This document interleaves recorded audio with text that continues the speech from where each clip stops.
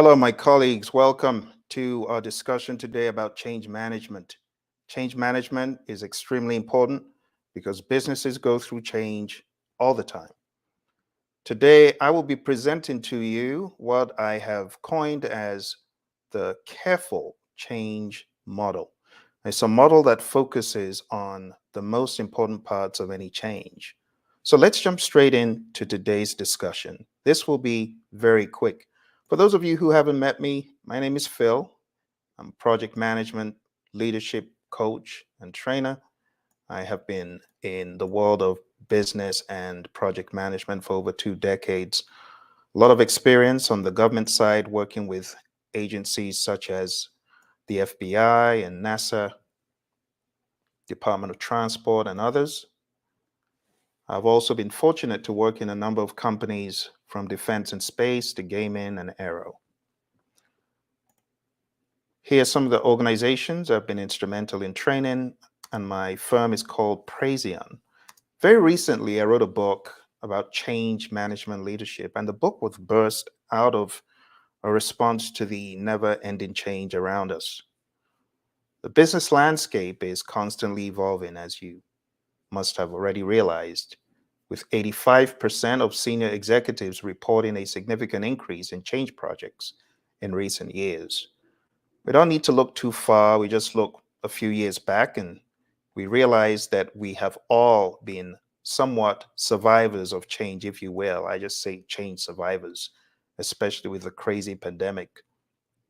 If you were hit with COVID, you probably realized that you went through immense change, right?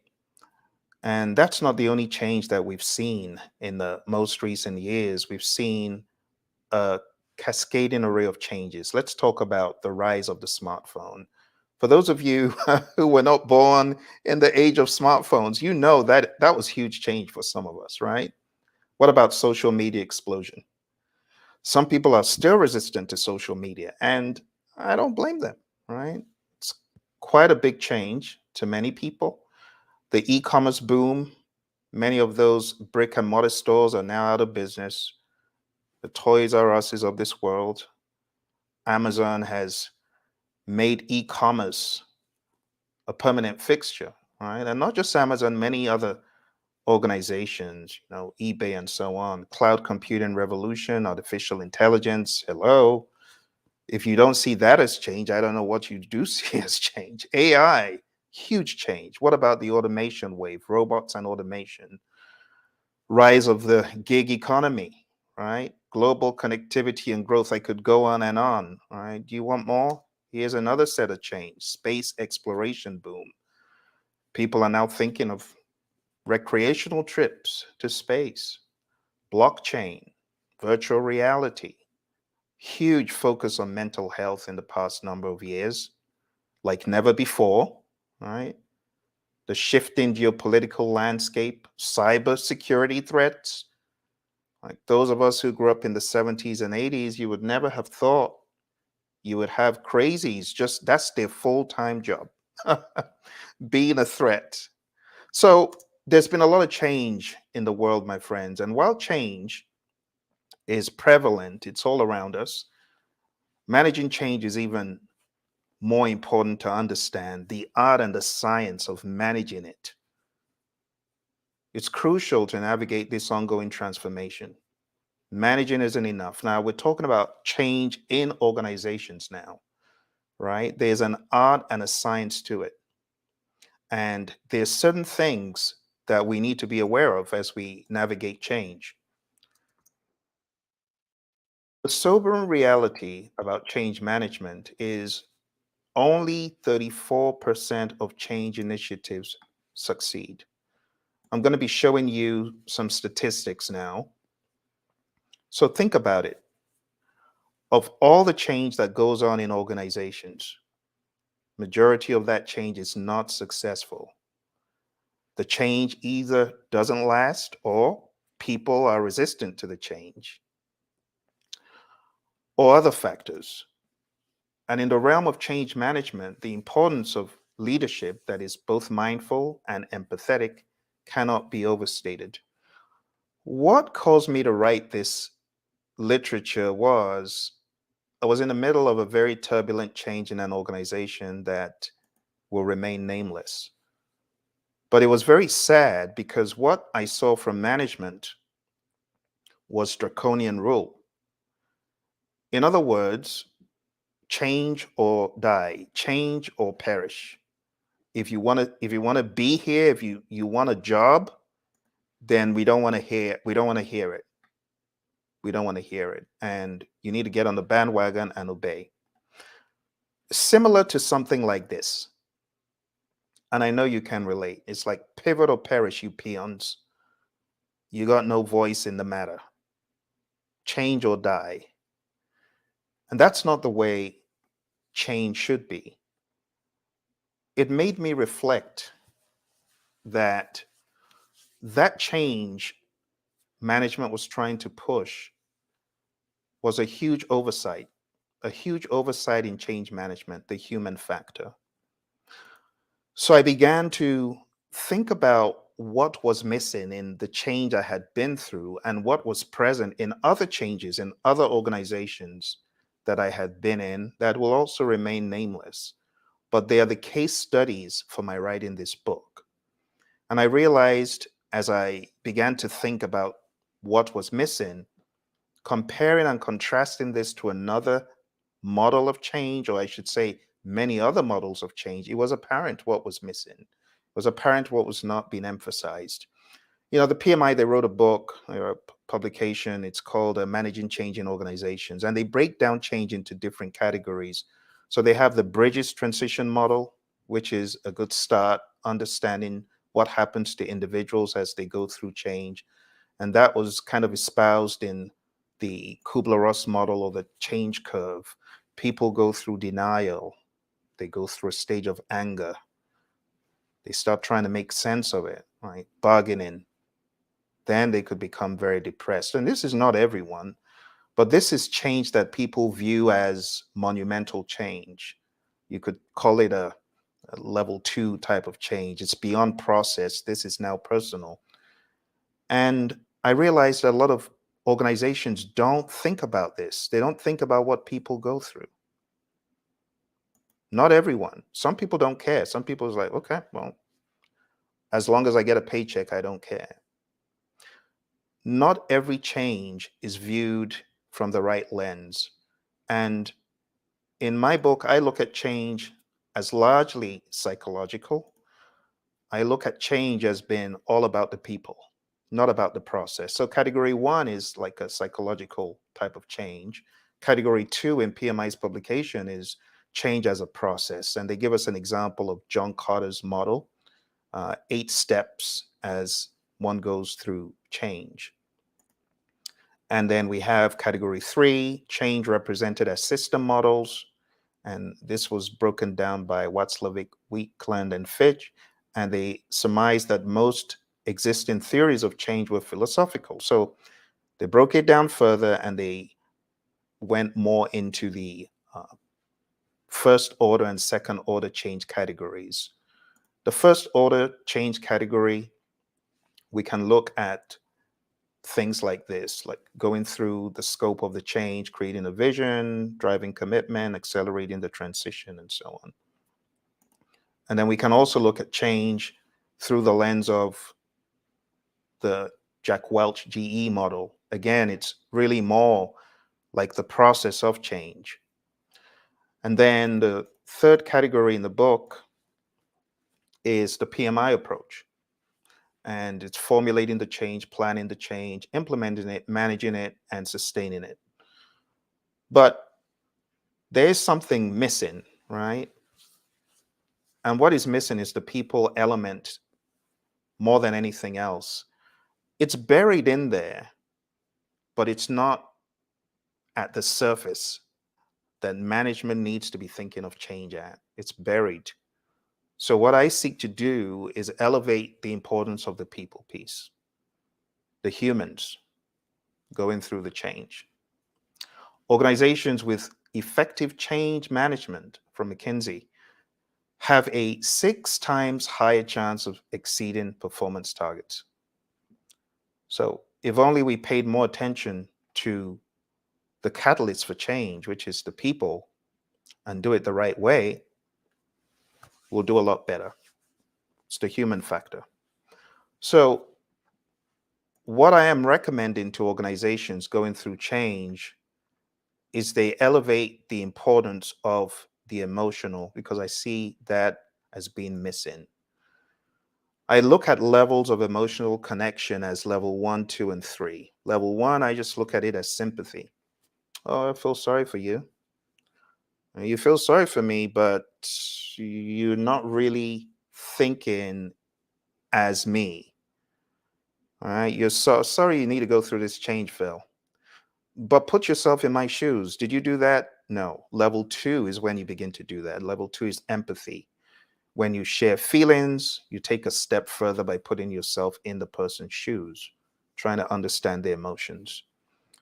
Level 3 is, in my mind, the big one that management needs to start at, and that is compassion. It's understanding, it's sharing, but beyond that, it's action. Not just saying, okay, I've heard you, I feel sorry for you. Oh, I can imagine what it will be like. Okay, now what are you going to do about it? Take action. So, this is the most comprehensive level when you combine an understanding, shared emotions, and the desire to help and moving into action. I call it traction for action. Compassion often motivates you to take action, such as offering support and finding solutions. So, one of the things that I have found in changing organizations is there's no sense making sessions. And those are extremely important to have, because when you have these sense making sessions, that's where your empathy comes through, and that's where you're able to demonstrate compassion. Okay. So, in this model, this 7-step model, the 7 steps are: number 1, compassion; understanding, taking action based on your understanding. So, as opposed to shoving a vision down people's throat, my idea is to come forward with compassion right off the bat. Understand that people are going through challenges. Just understanding that change is coming, whatever that change might be. To you, it might be a small change. To them, it might be, oh, the sky is falling, the earth is shattering kind of perception. Number 2 is active listening and inclusion beyond hearing. We're not just talking about listening. Like a manager says, okay, listen to me and just be quiet. Now you've said your concern, now be quiet. No, that's not how it should be. But unfortunately, a lot of managements, they're so eager to get done and wrap up the change, they don't want to hear anything. It's all about schedule, schedule. We got 3 weeks, we got 2 weeks, so shut up. No, that's not a good perception. It's not a good attitude where change is concerned. Number 3 takes it up a notch from just active listening and inclusion to actual dialogue. So now we're having dialogue, painting with patience, painting the picture of the future. A lot of times, management, I know they're visionary, but oftentimes they come like Moses with the scrolls, and they are not really listening to what people have to say. It's like, get on the bandwagon and do it.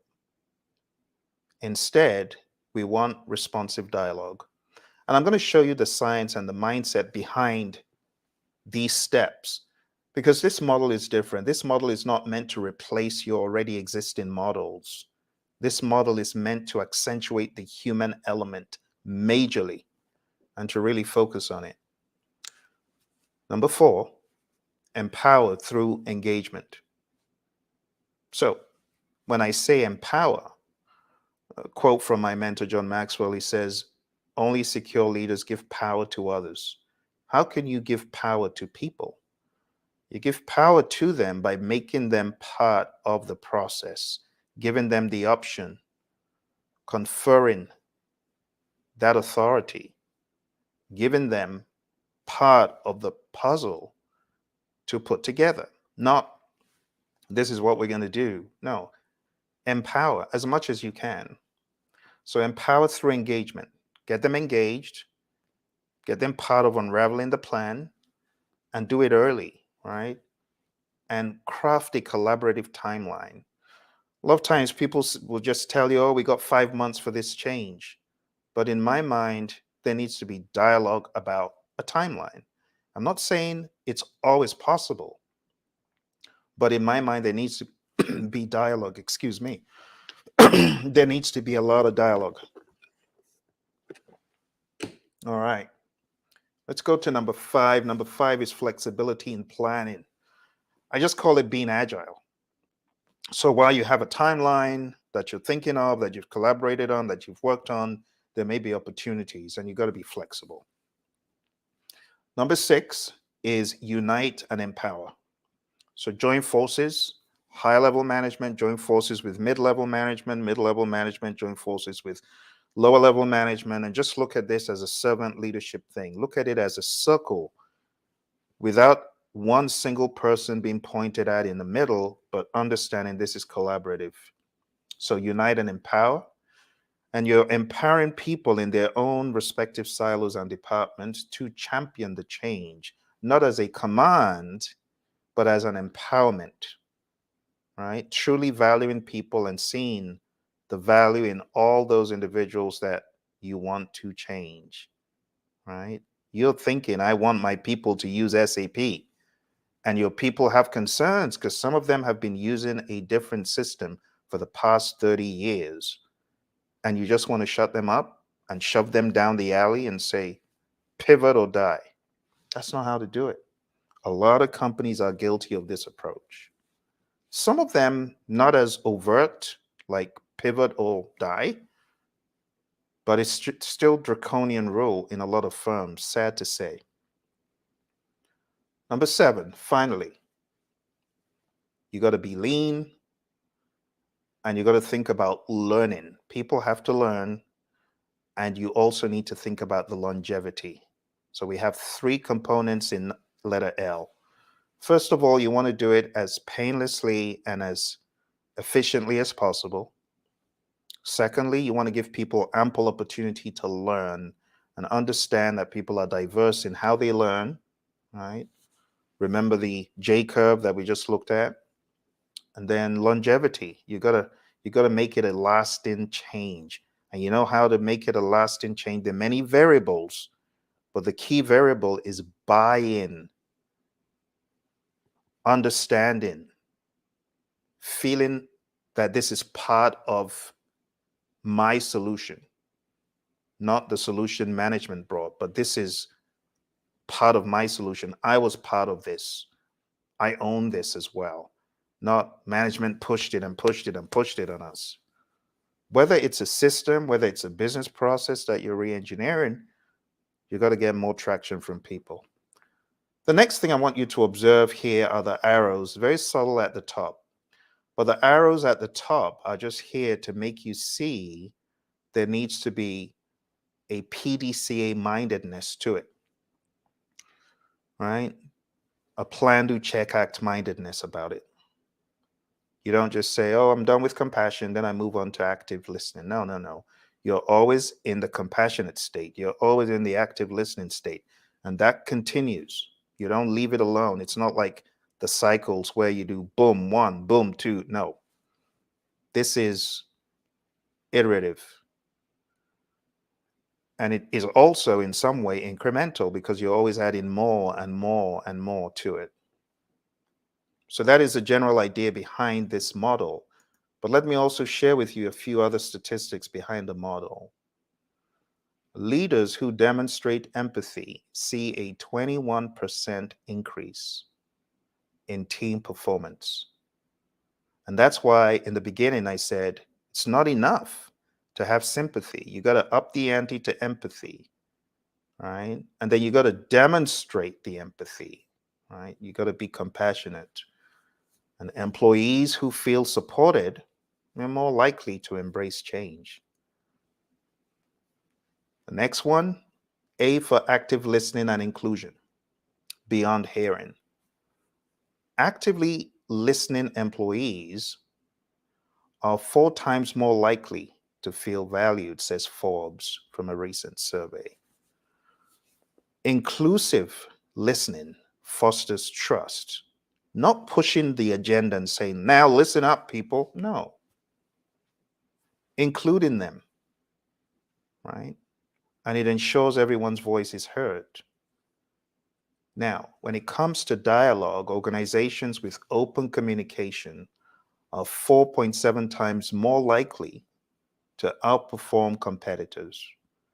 You want to do good in your organization, you want your change to go the extra mile, you got to be open in your communication. It's sad when management hides the agenda and then they come out like Moses with the scrolls and pushing things on people. That's not the way to do it.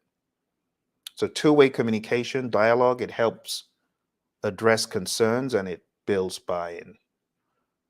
Number 4, empowered through engagement, crafting a collaborative timeline. Employees involved in decision making are 3 times more likely to be highly engaged, says Reich, 2023. The understanding here is that collaboration fosters ownership and commitment to the change. Number 5, flexibility in planning. Planning the path forward and being agile about it. So from the PMI, they obviously smell the coffee, which is why they bought Discipline Agile. We now have the ACP and a suite of other certifications because it's obvious that Agile is the way forward. But Agile projects are twice more likely to succeed than traditional ones. This is from PMI. This is, oh, the irony. This is from PMI. Adapting to unforeseen challenges increases the success rate of change initiatives. Number 6, unite and empower. Strong leadership support increases the chance of successful change. This is from ProSci, Masters in Change Management, and the ADCOM model. And the relevance of this is champions provide guidance, motivation, and remove roadblocks. You got to make your people champions at every level. I think it's very clear that looking at these statistics, it's not about the management. Change success is about the people you're putting through the change. Finally, number 7, lean implementation, learning, and longevity. You got to simplify the journey for your people. Be lean. Make it painless as possible. You know, some organizations, they're very guilty of putting so much change on people. The change becomes so monumental. It's now a burden. And people can't even think straight anymore. So, change initiatives with clear goals are 6 times more likely to succeed. What does this tell us? We got to work on the vision with the people. Don't just have the vision and say, one and done, now go do. No. Now I understand there are going to be times when urgency is of highest essence. Yes, I know. But as much as possible, we want to understand that we need a streamlined approach with continuous learning. We got to take what we're learning, put it back into the process. Just because you went live on day 1 doesn't mean that you're going to be successful on day 2 and 3. So you always want this lean-mindedness, you know, this plan, do, check, act, or this retrospective mindedness. So always look back and say, what could we have done better? Let's do it. Not just what could we have done better, but actually do it. So what makes the careful model different? What makes it different is you can use this model with any of the models you're using, but just be super aware of the human aspect. The human aspect is massive. There's a lot of change going on, but a lot of it is not successful. The greatest leaders are those who walk the path of change in the shoes of the followers, understanding the journey's terrain through their eyes. You want to be a great leader? Have some empathy. Step one, compassion. Compassion and understanding, that's the starting point. So, this principle in the careful model, it became vividly clear when I observed colleagues who had relied on certain tools since the 1980s. I was in this organization that will remain nameless, and my mentor in the organization was distraught. The poor guy had been using these tools since the 80s. Now, here's come SAP. Think about the dynamic. You feel I'm no longer useful. All my skills and all my dexterity on that system, and it was a blue screen, like those old. So imagine these people being told you gotta get on the bandwagon of SAP. No sense making, just work or die command. Not good, not good, not good. And just seeing people grapple, it made me start thinking. I mean, this is way back. This is way back. But in a lot of companies, nothing has changed. They were very reluctant, and that's why management started powering up on them. And their reluctance wasn't a rejection of innovation. We understood, yes, SAP is great. It's got all these fancy, you know, tools and the fancy GUI. Yes, it was just a plea for recognition. It's very sad. I actually kind of get emotional talking about it because my mentor was distraught. So imagine a company is going through change. You have people who have been used to certain systems and process, and you're almost terrorizing the people. That's not ideal. It's not ideal. I talked about level 1, 2, and 3 in the beginning, and I said we need to get to compassion, right? Compassion is, yes, I know you studied hard. Maybe I can help. Let's do this, as opposed to level 1. Uh, oh, that's sorry. I'm so sorry you failed, right? You recognize your sadness, but you ain't doing nothing about it. You got an 80, or maybe you got a 90. They got like a 30. And some people, they honestly would say, oh, I'm sorry to hear that, but the next minute they're off. Level 2 is, I know how much you studied for that test. You must feel terrible, kind of resonating with the emotions. But what are you going to do about it? A lot of management, they know they're being draconian, but they don't care. And they ain't doing nothing about their bad behavior. You can do your management a favor and send them this video. Send them the video. Oh dear. Okay. So we got 3 silos here, my friends. I really want to hit home the difference between sympathy, empathy, and compassion. Sympathy is like pity for someone's misfortune. Empathy is the ability to understand and share the feelings of another. Compassion is a deep awareness of and a wish to jump in and act and to act. Okay? So we want to have that compassion. We don't want to be like this horrible boss. It's like pivot peons. Yeah, we don't want to be like that. We don't want to be like this guy. Oh, listen to me and don't say a word. We don't want to be like that. We want to have that compassion, right? What are the inputs to compassion? So this is the model. I take each letter, each word, each piece of the framework, and I'm breaking it down so that everyone truly understands what the inputs to this could be, what they could look like. So, compassion and understanding, there's certain inputs that I would expect. Apart from really sitting down and having wholesome conversations, there's things you could do to enable those conversations to be more productive. So, the inputs are as follows: we have employee feedback on current systems. A lot of management are ignorant about what their people are thinking, and that's no good. You also want to be aware of turnover rates and exit interview data, suggesting a need for improved systems, for example.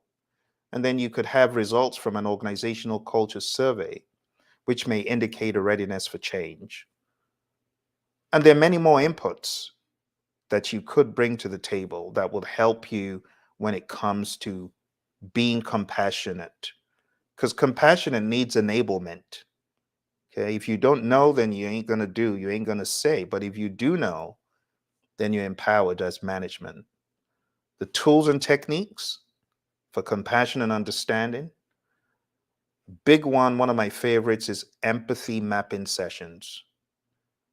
Empathy mapping sessions, this is where you work with cross-functional teams to map out what different stakeholders are saying, what people are feeling and thinking. And you're doing this in relation to the current system, if there is a system change, and the upcoming change. So you really want to get into the heart of what people are thinking. Let's divert for a quick second. I want to go a little bit deeper into this because empathy mapping is lacking a lot of change I see in firms. You got to do empathy mapping intentionally. And you got to look at it as a team process that helps you identify the thoughts and the feelings of a particular group.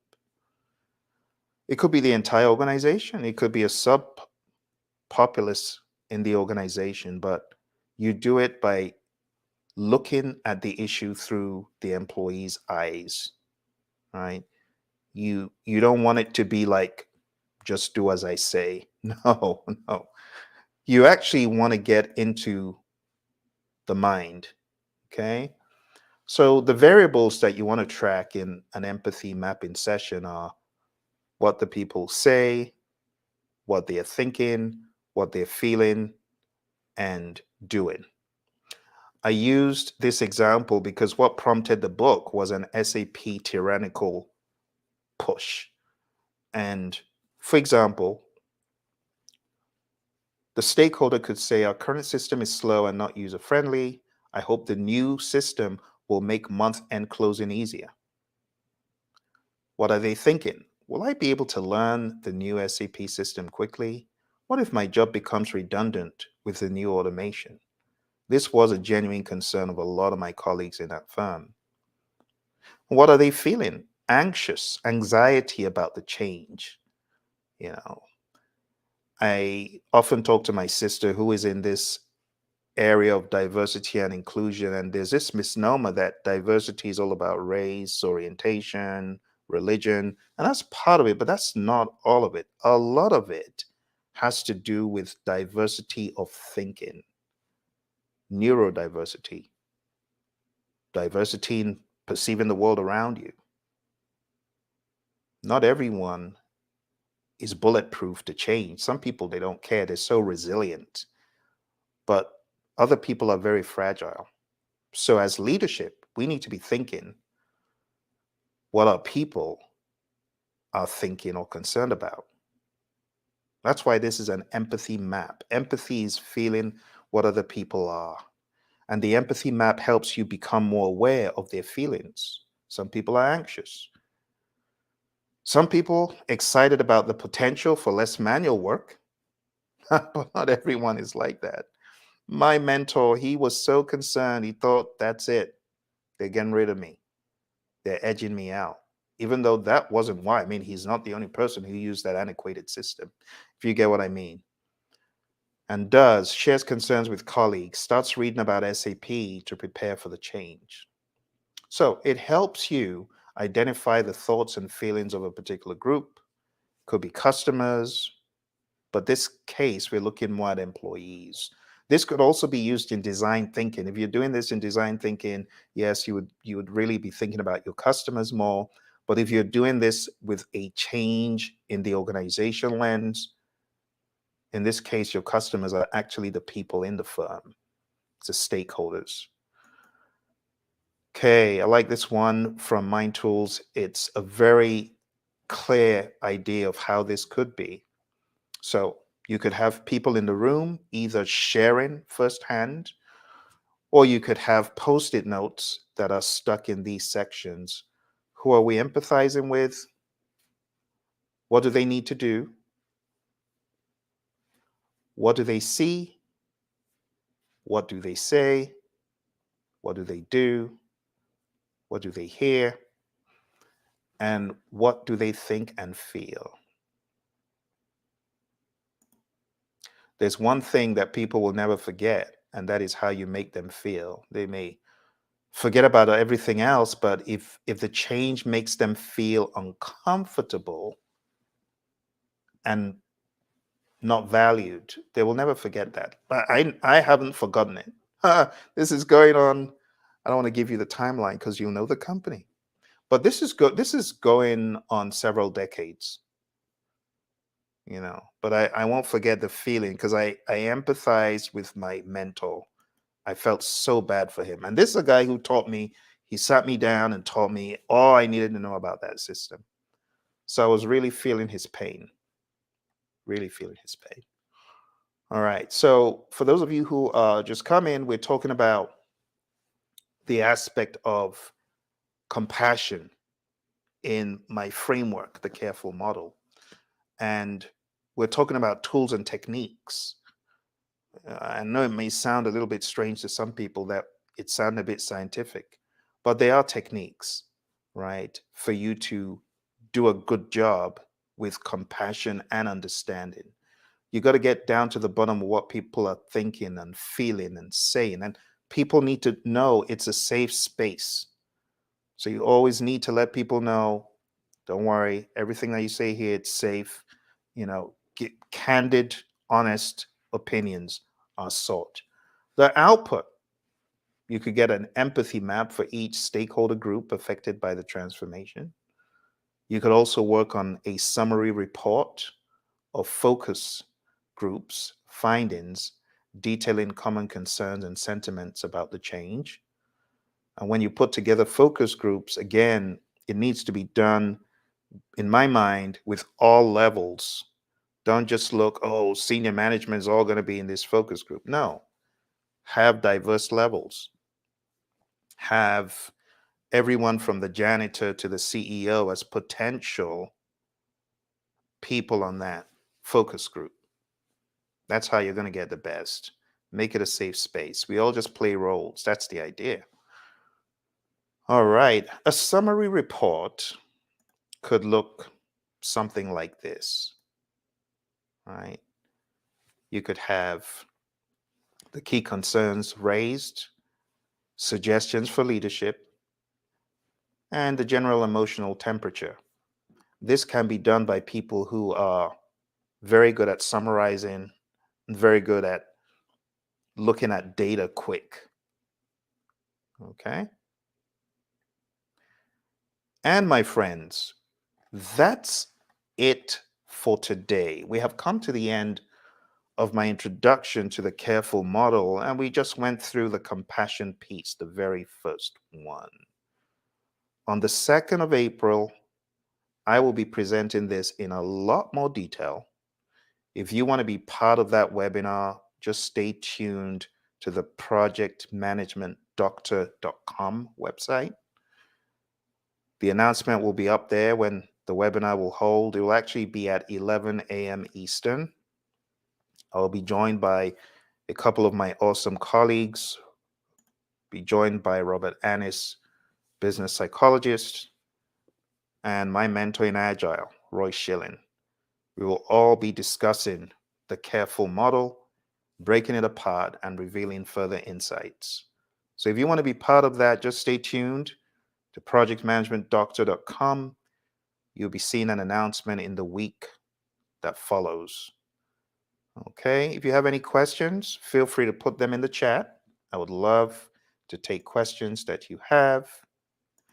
I see that we had a chat come in, and this is from Dirk. Well, thank you, Dirk, for chatting in. Dirk says, hello, lived in the Caribbean. How can I get my hands on some of your materials? So, Dirk, the best way to get some of my materials, and I'll just share this with you. You could go on Amazon. There are a number of books that you can find on Amazon, but you can also find books on this site. Let me see if I can send you a link to where you can find some of our materials. If you go to the praizion.com site, which will lead to the website I just mentioned, the projectmanagementdoctor.com. You will also be able to get some of our courses. You'll be able to download some of our materials. This book is on a different website. And let's see if I can get it up to share with you. I will put a link, actually. I'm going to put a link to the book. And thank you for asking. Let's put a link to the book.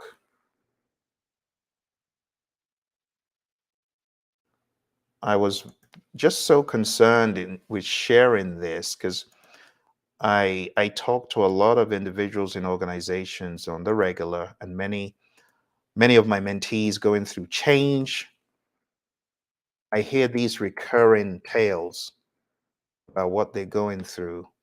So I'm hoping that this gives some sort of comfort to those going through crazy change at the moment. So that's the book. Let's go ahead and let me share it. If I can get that open. Okay. So that's the book. It's called Change Management Leadership. And the book also comes with 16 templates of tools that could possibly be used by those going through change, especially those finding it hard. So, Dirk, thank you for the question. I hope that gives you some clarity on how to get our materials. But if you go to the praision.com site, you'll be able to get a whole lot more of our materials there. Okay. Well, thank you very much, everyone. For those of you going through change, be tenacious, be dogged, be rugged, speak up. Don't be silent. Okay. I know people are scared, but if your conviction is moving you to say something, not in a bad way. You see, we don't want to be like what my buddy, we call him Dr. Rick Brinkman. What we call him is the conscious communicator, because he talks about conscious communication and being a loose cannon, being a grenade.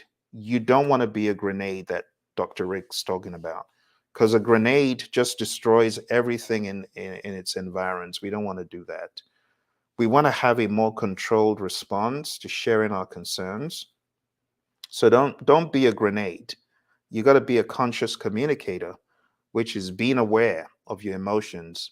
So if you're going through change that's difficult and you want to share your perspectives with management, yelling doesn't do any good.